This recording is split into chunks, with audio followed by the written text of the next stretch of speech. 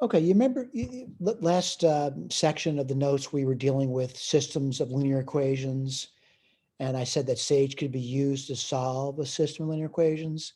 And the last problem we did was this problem over here. And what I did was I reset, I typed in X and Y were variables, and then I said solve, and I used these square brackets, and I put two equations down with two unknowns, and I said solve for X and Y, and it did it pretty quickly. All right. So I'm going to say this extends itself to this system over here, which is a 3x3 system. Now, again, throughout the notes, we put code down there, hoping you're going to take a little bit of effort and time to put that code in. And you can go to Cocout to do that if you want. But let me clear the screen. Again, if you can remember this is great. If you can't remember that, that's not the most important thing in the world. Just keep moving forward. All right. So I'm going to do reset. And I'm going to say X, Y, and Z are variables now. And var. I've done as many times before. You say, I wonder if you could do more variables. You could do as many as you like. Historically, as the variable count went up, the problems became much more difficult to do. For a three variable system, three equations, three unknown linear tend to be pretty simple to do. We have many techniques to do it. All right. I'm getting a little tired. I'll type this in now. Let's see what happens. Again, as I type it in, I want to go through what I typed in. So what am I typing in? I want to type what I'm typing in. I typed in X plus Y minus Z is 5. Right there, first equation. What's the second equation? Minus X plus 2Y plus 3Z equals 1. I typed that equation in. What's the next equation? Well, it's just 3Y plus 2Z equals 6. And I said, please solve for X, Y, and Z. Let's see what happens. Let's see if we can understand the output. And someone says, I don't understand the output now. And what it says is, in my notes, I said, assign Z to be A in my notes. You see that over there? Well, what did they do? They assigned Z to be R1, right? I said Z is A. They said Z is R1. Well, let's see what they said Y is. Well, they said Y is minus 2/3 R1 plus 2. I want to point out, it's really the same thing as this thing over here. What's 6 divided by 3? 2.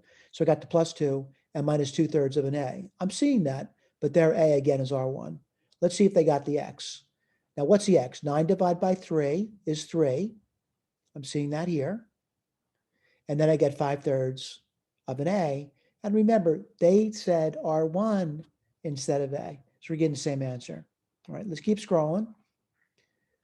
And again, you try to work on these things. I just want to scroll through the notes here. And the reason for scrolling through the notes is you're supposed to work on this material. It's so important you work on the material. But anyway, I'm going to put this one down for you. And I'm seeing this thing, related Sage code, reset. Okay. I'm going to say A is being assigned a matrix. It's not a variable, it's being assigned something. And you know what? I'm just going to copy paste.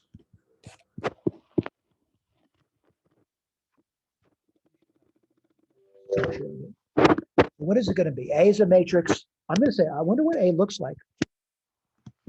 Well, that's what A looks like. It's a matrix. The first row would be 2, minus 1, 4, 11. The second row is 1, minus 2, minus 10, minus 17. The third row is 3, 0, 4, 11. If I looked at the columns, the first column, 2, 1, 3. The second column, minus 1, minus 2, 0. The third column, 4, minus 10, 4. And the fourth column, 11, minus 17, 11. Now, I want to point out what this guy over here does, which is something we've covered. And this takes the matrix A and puts it into reduced row echelon form. That's what the RREF stands for. And that's reduced row echelon form. So I'm going to say matrix A was actually an augmented matrix, such that the first column was X's, second column was Y's, third column was Z's. You'd have a little vertical bar here in my notes, and this would be the constants. Now, what does it say over here? X is 1, Y is minus 1, and Z is 2. I want to scroll back in the notes, though, to see if I can see that problem. I want to see if I can see that problem. All right, I want to see if I can see that problem. I'm thinking it's this one right here in the homework. So 2, minus 1, 4, 11. I'm looking at this over here. 1, minus 2, minus 10, minus 17, 3, 0, 4, 11. I'm seeing the system. And what I do, if you read the question, they want to use augmented matrix. Well, that's an augmented matrix. And I put it to reduced row echelon form. Let's see how we did. 1, 0, 0, 1. I'm seeing that there. 0, 1, 0, minus 1. I'm seeing that there. 0, 0, 1, 2. What's the solutions? X equals 1, y equals minus 1, and z equals 2. All right, let me repeat this. This should be done by hand. Number 2 should be done by hand. You need to learn how to do things by hand. You should also learn how to code this thing on a computer, because later on, you're going to get problems that you will not be able to do by hand. I'm not saying in this class, but at some point in your future careers, if you maintain the STEM career, you're going to see systems of linear equations that are going to be incredibly difficult to do by hand. But you first need to learn how to do it by hand before you think about coding. But you should start thinking about coding. We just coded this in Sage. All right, so that's all I want to say about this. But again, it's extensible. I mean, you could do this problem using Sage, blah, blah, blah, blah, blah. Please do things by hand first, though. You need to really learn how to do things by hand. If you can't do something by hand, you're never going to get to the machine level. It's just not going to happen. Thank you.